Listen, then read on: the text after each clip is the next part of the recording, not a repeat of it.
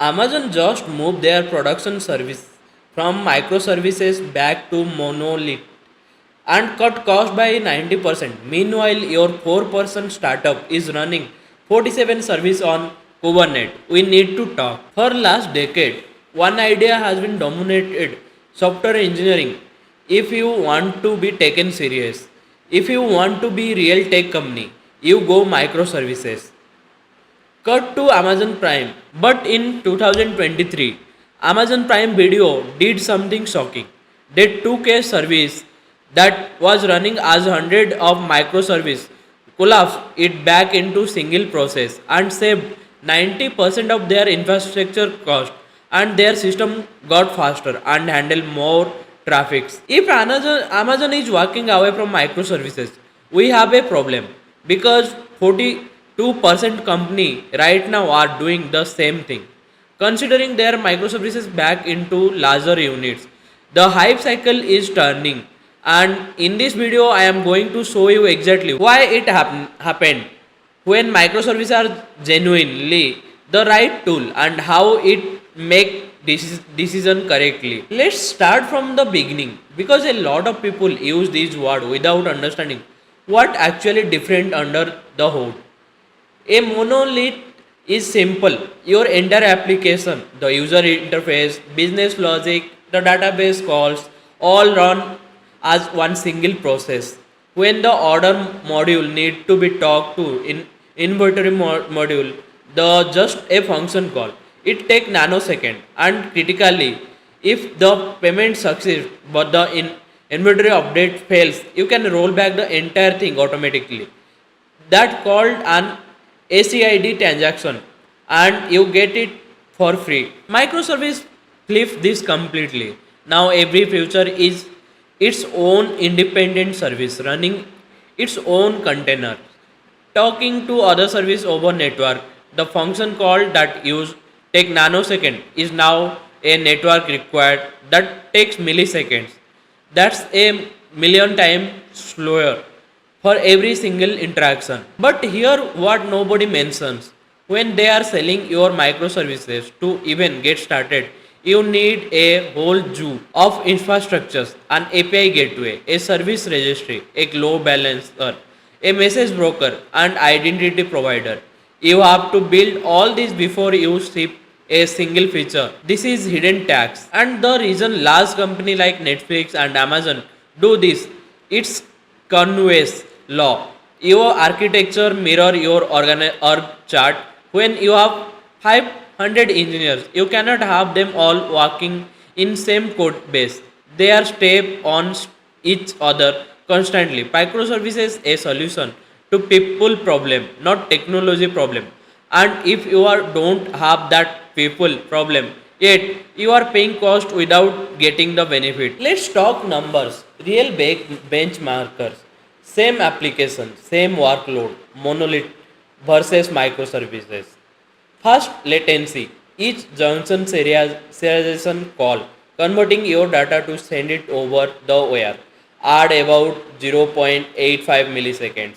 That sounds small, but if you check flow touches 10 services in sequence, you just add 8.95 millisecond before you even done any real work.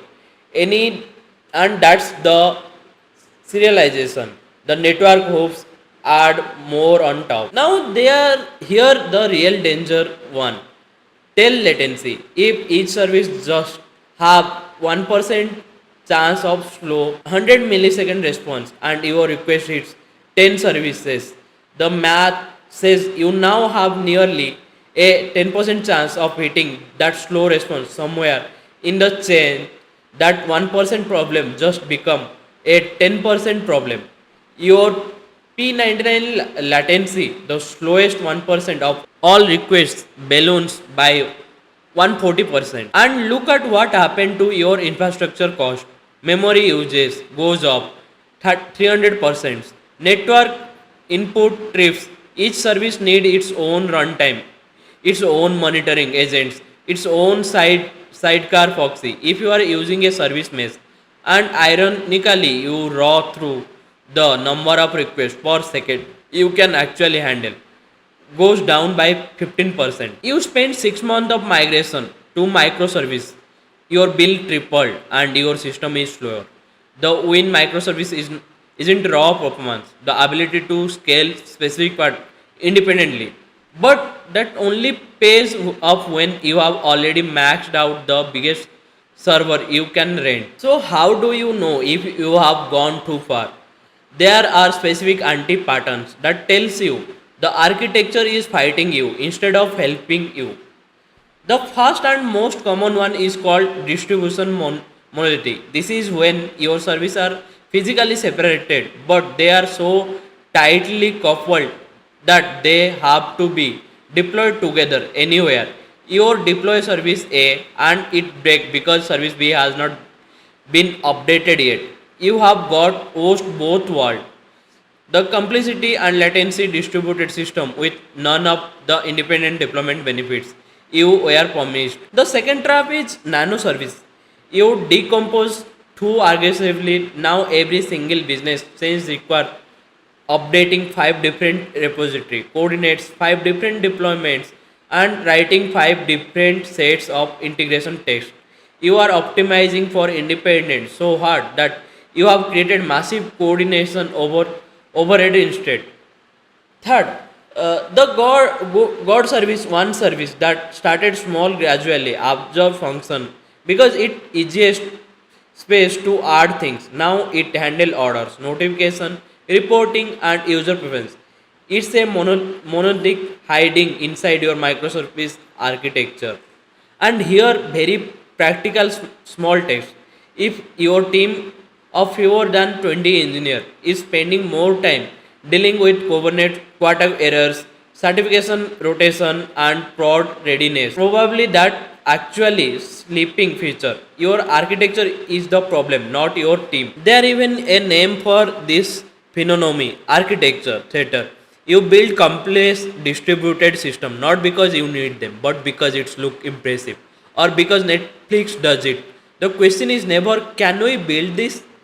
It's does this complexity solve a problem we actually have right now? Let's look at the case that started a thousand blog posts. Amazon Prime Video had a service that monitored the quality of every video stream they deliver. It was built as a distributed microservices system using AWS step functions and Lambda, the very tools Amazon themselves sells. The problem AWS step function charge per state transaction as their services scale to monitor thousands of simultaneously streams and video frame was being passed through S3 buckets. Between each processing step, the cost become completely unsustainable.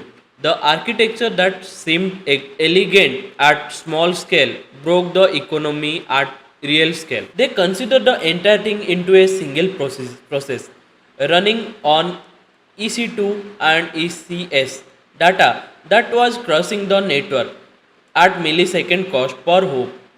Now moving through in-process memory and nanosecond speed.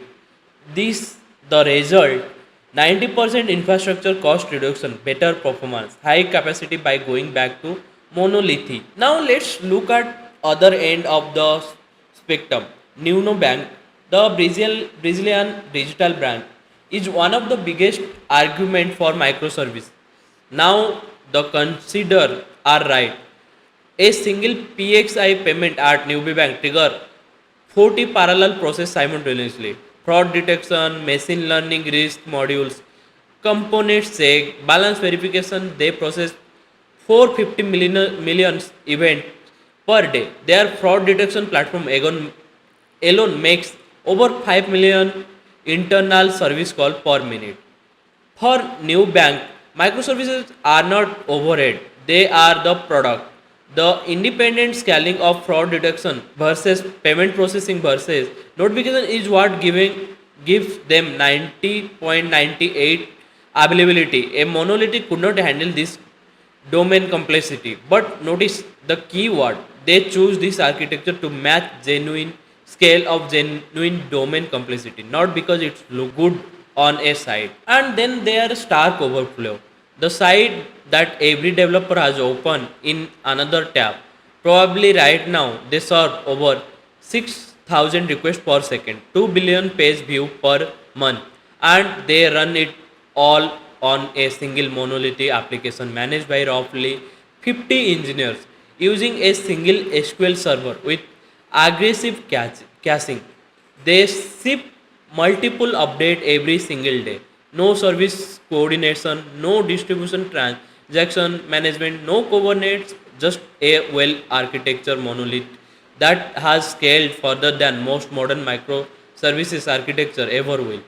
The lesson across all three of these architecture is cons- consensual. Amazon Prime Video was paying a cost that exceed the benefit. Nubank has the scale and domain complexity that genuine justify distribution. Stack Overflow prove a monolith can scale far beyond what most of us will ever need. Context determine architecture. I don't want you to leave this video thinking microservices are always wrong. They are not. But there are specific coincident coordination that justify them. Let's give you four real triggers. Organizing blockness, multiple teams are constantly blocked by each other in the same code base. Release become war room exercise because a one line change in user profile module require a full platform deployment. This is pain microservices were designed to solve. Different scaling. One part of your application says video encoded or search index needed $10,000 a month in compute, while the rest need $100. With a monolith, you are paying for the expensive compute everywhere. Microservices let you scale only expensive part, which studies shows reduce infrastructure cost 28 to 47% under variable load. Genuine fault isolation requirement you need recommendation service going down to never prevent a user from checking out. Critical breakers between service can catch failure before they cascade. Nubank deploys 700 times per week precisely because a failure in one service does not take down the other. Your team already has the prerequisites, mature CI CD pipelines, container orchestration skills, and observe with fast culture. If you don't have these, microservice will destroy you. The complexity debugging a distributed system without proper tracing is not something you want to learn the hard way. Here's what maintain follows. One architecture who popularized microservices actually recommends he called it monolith first, and it's the opposite of what most tutorials teach. Build a modular monolith. This means writing clean, well separated modules inside a single deployable unit. You get the organization benefit to clear boundaries. Modules don't reach into each other internally without paying the distribution tax. One pipeline, one monitor tax, full ACID transaction, zero network latency between modules. Use your data, not your God. Before extracting any service, mine your Git history. Look at which module always change together in simple pull request. Those modules have hidden copying. They should stay together. Look at your performance metrics. Which part of the system is actually your blockness? This is extraction candidate, not the part that look interesting to architect. Extract surgically. Peel up only the modules with demonstrated scaling or team ownership pen. Keep everything else in monolith. This is how Amazon, Twitter, and Spotify grew.